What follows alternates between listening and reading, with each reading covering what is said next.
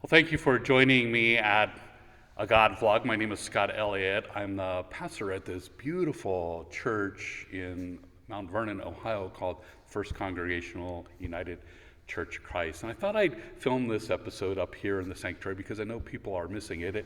It's the afternoon when the light is just beautiful coming through these windows, and I'm not sure if it's glaring too much. We'll see in the final version, but I'm sitting off to the side so you can see me, but hopefully focus in on those windows because they are absolutely gorgeous.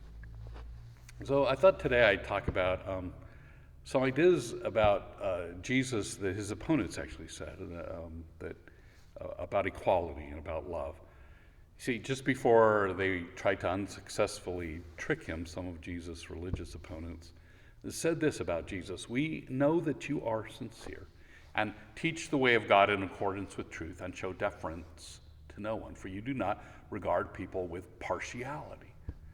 And I love that Jesus was known for showing partiality to no one. Jesus regarded all equally. Even his opponents got that, and it's actually a big part of what upsets them. And we can see that in the world today. People are upset when equality is offered, or we assert that it should be provided to others, when we're seeking justice and loving kindness for those who aren't receiving it, those who are being oppressed. There's an upsetness going on. But when I hear that Jesus described that way as not being partial, I think how cool it would be if all Christians in the world did that. They showed partiality to no one. And that is actually the point, if we think about it, of Jesus' way. Well, that and believing in love, which is God, and loving. And love is defined in the Bible, when I'm talking about it here, as the care and the desire for the well-being of others.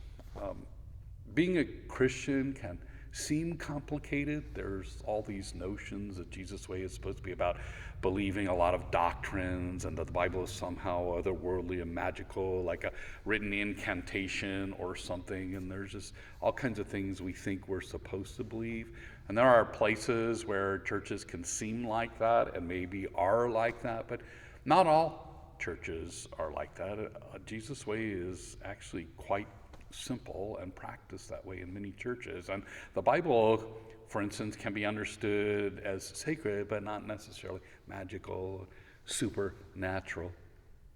You see, at its heart, Jesus' way can be understood to be about equality and love, about making those two things paramount in our lives so that justice and peace get closer and closer to a reality for the world, for everyone. Jesus actually called it as heaven being near. It's right there.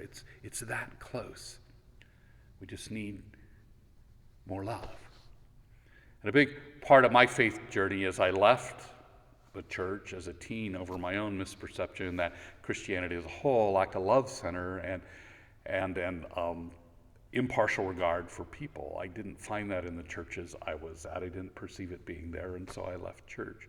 Church felt to me judgmental and closed-minded, when I knew God was love and called me to open thinking and equal treatment and love toward all.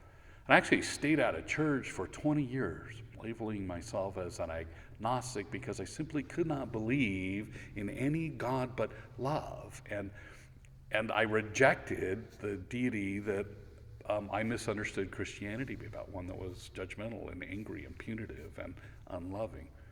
My journey up to that point is sadly not unique. Many leave or avoid Christianity altogether, disenchanted with a version of God perceived to be worship in churches and actually touted in some churches and by some major Christian leaders, elite in the media, televangelists, some of them. My journey, though, took a remarkable turn when I discovered that there are many, many churches and many, many Christians that are love-centered and equality-oriented who celebrate open thinking and questioning about God and questioning about the Bible. There are many places where you could go, faith communities that practice Christianity in a caring, thoughtful, loving way. And our church is one of those churches. We are a faith community with a reverence for God, compassion for all, and a love center that we anchor our lives on, try to anchor them on. We try to be like Jesus, as his opponents said he was, sincere, and teach the way of God in accordance with truth, and show deference to no one, and not regard people with partiality as best we can. Jesus' way is about equality and love. It really is that simple. And in this time under our stay-at-home orders, when we do some church online and remotely, we can also find ways to be loving to others in our homes, for sure, but also from our homes be loving to others by calling and writing, checking in on people, by social distancing and being safe, for sure, but reaching out. Is there a neighbor? And neighbor can be construed broadly. It can be someone on the other side of the world. Is there a neighbor that we can check in on or help safely? Is there a cause that we can support with resources, make things at home, or things that we can do online? Can we write and thank a leader or essential worker, let them know that we care, and have them in our prayers as they move through this time that we're in at high risk? We should ask ourselves how we can be God's hands and feet and voice in our actions from home, or if we are an essential worker, what can we do to help others at work or their families? What can we do to be God's presence in the world today? To put it really simply, whether you call God love or not, or think love is God, ask yourself, how can you be love today? How can we be love? Give it some thought and meditation or prayer, and try it. We can never have too much love.